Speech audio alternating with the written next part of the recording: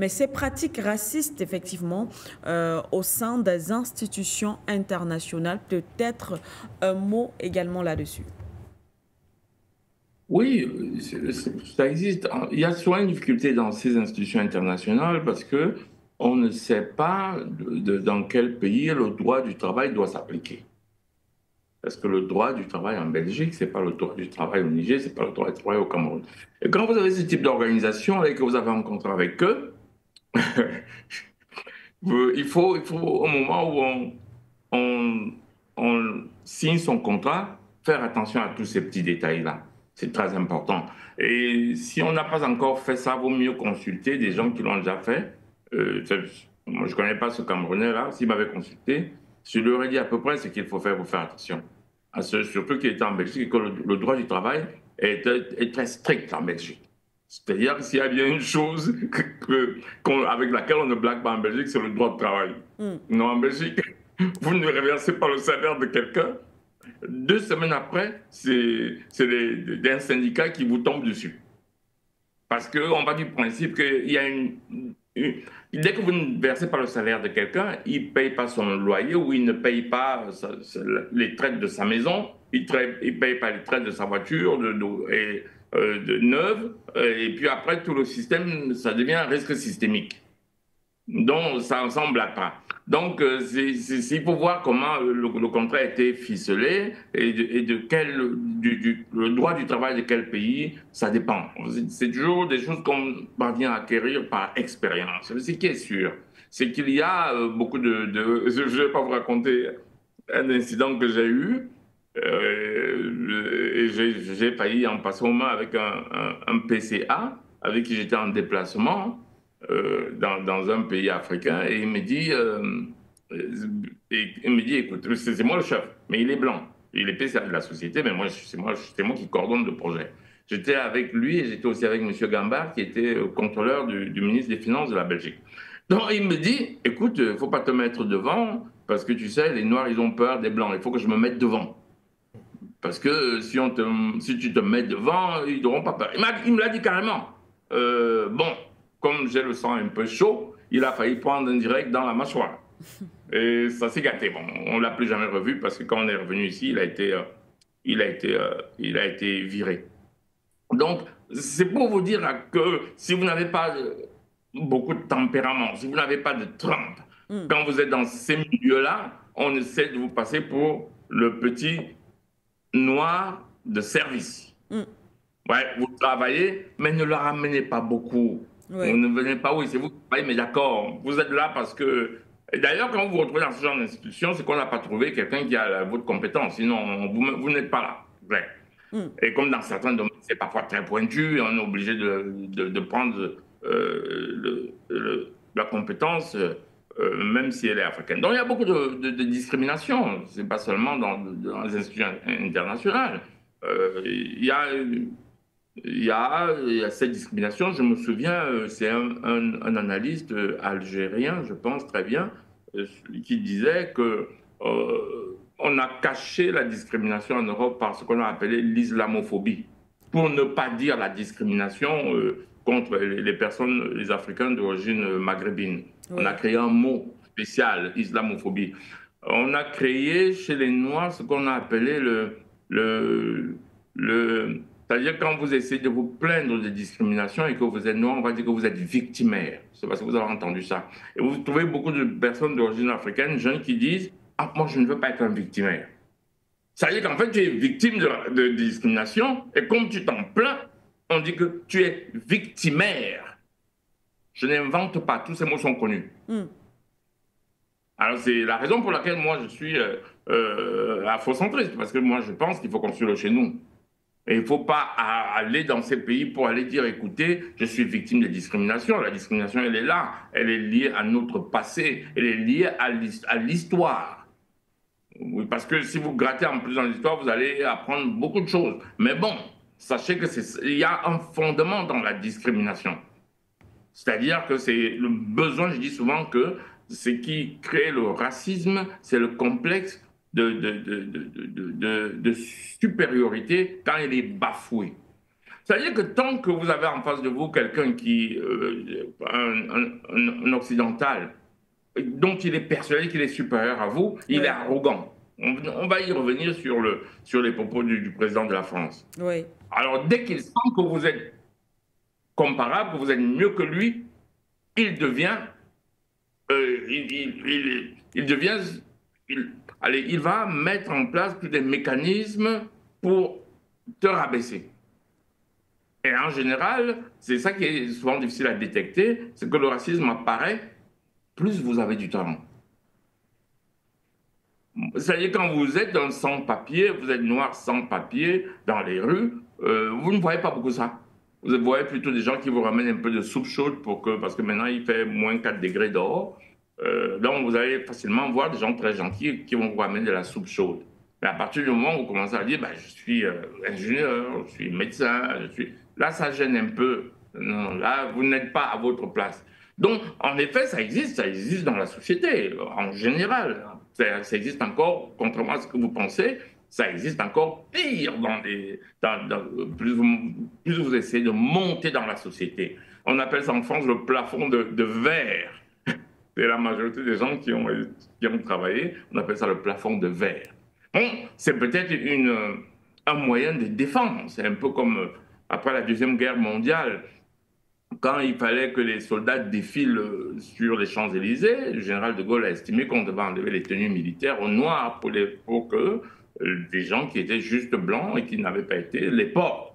Parce qu'il ne voulait pas que les Françaises regardent les hommes noirs comme des héros. Moi, je dis les faits historiques.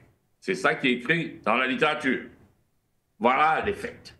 Donc vous avez là quelqu'un qui a l'impression que que tu vas le dépasser et il réagit avec violence. C'est ça les réactions du racisme.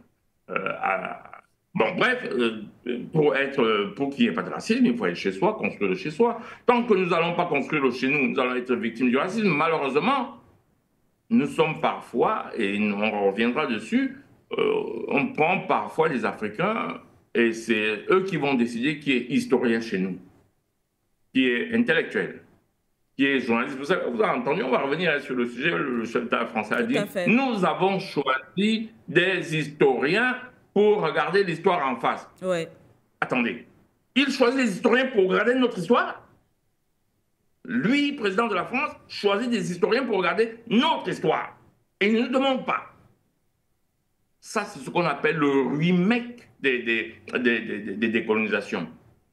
Et ça, c'est typiquement l'histoire coloniale. Après, ces historiens qui sont à la solde de son choix, évidemment, vont dire l'histoire la façon dont lui, il a envie de l'entendre. Il va entendre l'histoire comme il veut. Qu'est-ce que vous voulez entendre là? La colonisation n'a aucun fondement humaniste. L'esclavage non plus. Vous voulez aller faire quoi dans les livres d'histoire pour prouver ça? Le retour des objets volés en Afrique, pillés en Afrique. Soit on les rend, soit on ne les rend pas. Vous voulez créer des livres d'histoire pour ça? Ou qu'est-ce que c'est pas? Moi, je ne sais pas pourquoi il faut aller chercher un historien de leur choix. Bah, si vous voulez prendre les historiens, demandez-nous. Nous, on va vous dire quels historiens il faut prendre pour parler de notre histoire. Et il va quand même toujours trouver un petit Africain à qui on va donner un peu d'argent et puis qui va jouer le petit jeu. Et puis après, on va nous le monter. Vous savez, la réunion qu'il avait faite en France, là, où il nous a montré qui sont les élites africaines. Waouh! C'est-à-dire, M. Macron nous dit c'est les nouvelles élites africaines. Il fait son rassemblement à Montpellier. Tu es élite africaine parce que tu as pris le jet privé avec Macron. Et puis nous, on accepte ça. Il faut être lucide par rapport à ça. Ce n'est pas eux qui nous disent qui sont nos journalistes. Ce n'est pas eux qui nous disent qui sont nos intellectuels. Ce n'est pas eux, c'est nous. Nous avons cette capacité de savoir qui porte notre voix. Nous avons la capacité de savoir, vous savez, quand on intervient, ce qu'on dit peut être vérifié. Il ne faut pas penser que les téléspectateurs, ils écoutent. Hein. Quand vous dites quelque chose, ils vérifient. Ah bah oui, ils vérifient. Et si vous faites beaucoup d'erreurs, ça va vous revenir. Donc, c'est ça que je veux dire globalement. Il y a cette discrimination. Il y a tellement de choses à dire sur le sujet. Monsieur Aïssi a commencé par ces lois post-coloniales qui faisaient que le sous-sol appartenait à la France, À la France. dans les anciennes colonies françaises. À la France, oui, le sous-sol appartenait à la France. Mais ce n'est pas seulement le sous-sol. Et il y avait les matières dites stratégiques. Ça veut dire que quand vous trouvez le pétrole, vous ne pouvez rien en faire sans l'accord de la France. Vous ne pouvez le vendre que si la France n'en veut pas. Le pétrole, l'uranium, c'est ça. C'est vous leur proposez, s'ils n'en veulent pas, à ce moment, vous pouvez vendre. C'est ça les accords après les colonisations. Vous comprenez ce qu'a été les colonisations. C'est-à-dire que les Africains qui ne voulaient pas les décolonisations. Et alors, on vous mettait des bazoums qui avaient signé des contrats juteux. Et quand les Africains se réveillent, ils disent « OK, on va remettre ça en question ». Bon, voilà. Moi, je n'ai même pas envie de justifier pourquoi. Il y a eu des accords, s'il y a un certain temps, si les accords n'arrangent pas, vous expliquez aux gens, et puis vous remettez, vous dénoncez ces accords, point à la ligne. Je ne vais même pas expliquer pourquoi on les dénonce. Non, non, on les dénonce, tous ces accords. Voilà, pour moi, ce qu'il faut faire. C'est d'ailleurs très, très souvent la raison pour laquelle je balaie souvent ce genre de trucs du revers de la main. Les Nigériens estiment qu'il faut remettre en question les accords et vous, vous gesticulez. Quand vous avez mis les accords coloniaux, vous avez demandé à qui? Quand vous avez grugé les gens pendant les accords coloniaux, vous avez demandé à qui? Et comme j'expliquais souvent, et je l'avais expliqué ici la dernière fois, le franc CFA a pour but que la France prenne les matières premières. Je n'ai pas dit achète. Parce que quand vous dites acheter, vous vous trompez. Si j'imprime votre monnaie, je n'achète pas chez vous. Et je vous dis déjà, quand on négociait les accords de Bretton Woods, quand Harry Dexter White, le nom est revenu, négocier avec Keynes pour que le dollar soit la monnaie internationale, ce n'était pas au hasard. Il savait où il va. Le franc CFA, c'est pour prendre. Ce n'est pas pour acheter. Ils vont vous dire, ouais, on va acheter, après on va créditer votre compte d'opération. C'est comme ça que ça se passe. Hein? Moi, je vous dis techniquement comment ça se passe. Bon, quand ils disent même qu'ils achètent, ils créditent votre compte d'opération. Ils créditent votre compte d'opération. Très bien. Vous connaissez le nombre de Camerounais qui ont compte d'opération ou d'Africains qui vérifient ça? Vous connaissez, est-ce que des fonctionnaires internationaux qui sont au Trésor français qui font au Trésor dans la partie comptabilité? Alors quand vous dites j'ai pris votre pétrole, parce que c'est ça qu'ils font, hein, quand ils viennent prendre le pétrole au Cameroun, ils créditent votre compte d'opération. Ils n'ont pas besoin de devises, ils n'ont pas besoin d'un franc. Exemple, si la France va acheter aux États-Unis ou en Chine, elle a besoin de devises. Elle a besoin de dollars ou de yuan. Sauf si ces pays veulent avoir l'euro en réserve de devises. Chez nous, elle n'a besoin de rien. Elle a besoin d'un stylo quand elle prend notre pétrole. Pourquoi le stylo? C'est pour créditer le compte d'opération. Et ils mettent alors débit-crédit, celui qui a fait un cours de comptabilité élémentaire. Donc il a le compte, il y a débit-crédit.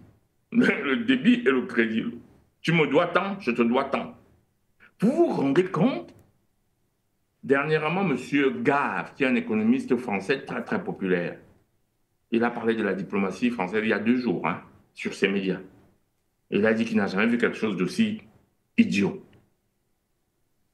La France a perdu le Niger.